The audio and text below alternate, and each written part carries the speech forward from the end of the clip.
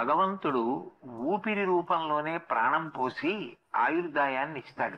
ఆయన ఇచ్చిన ఆయుర్దాయాన్ని సద్వినియోగం చేసుకుని సత్కర్మలు చేయడం మనిషి యొక్క ప్రధాన కర్తవ్యం. అట్లా కాకుండా దుర్వినియోగం చేసుకుని పాపకర్మలు చేసినవాడు నిష్కారణంగా పాపాల సొరంగంలోకి ప్రవేశిస్తాడు.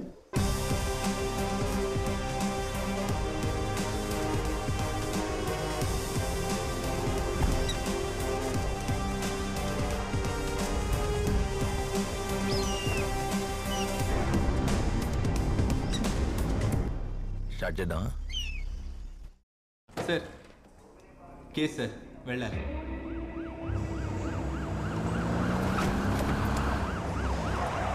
ప్రెసిషన్ కట్, మెడికల్ బ్యాక్గ్రౌండ్ ఉన్నాడు. How sir? పీక్ ఎవడైనా కట్ చేస్తాడు, ఎగ్జాక్ట్గా జగ్యులర్ వెయిన్ కట్ చేసాడు చూడు. ప్రాణాలు పోతున్నాయి ఇక్కడ.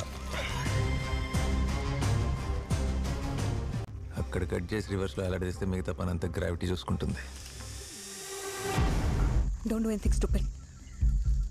Cut this ray. Never take your eyes off. Everything is a distraction. Focus. Disengage the threat. Sunset వరకు ఫ్రీయా? Sunrise work free.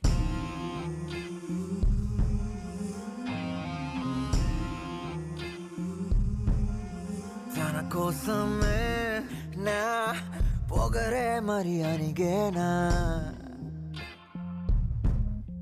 తన కోసమే నా పరుగే ఇక ఆగేనా.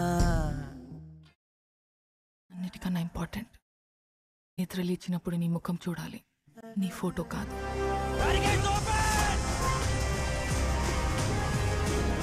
చూతే మీరు చూసే క్రైమ్ సినిమాలకు సీక్వెల్ అనుకున్నారా?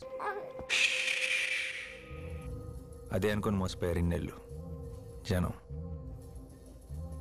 మీకు చూపిస్తా ఒరిజినల్.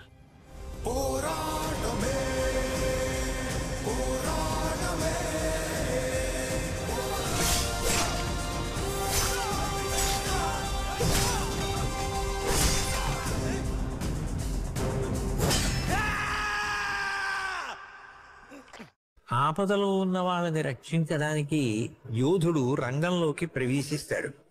ఒక్క ప్రాణాన్ని కాపాడడానికి ఎన్ని అహోరాత్రములు కష్టపడతాడో ఆయనకి మాత్రమే తెలుస్తుంది. ఇన్ని పరీక్షలకు తట్టుకుని నిగ్గుతేలగలిగినటువంటి శక్తి ఉన్నవాడు తప్ప ధర్మ సంస్థాపన వైపుకి, ధర్మ రక్షణ వైపుకి అడుగు వెయ్యలేడు.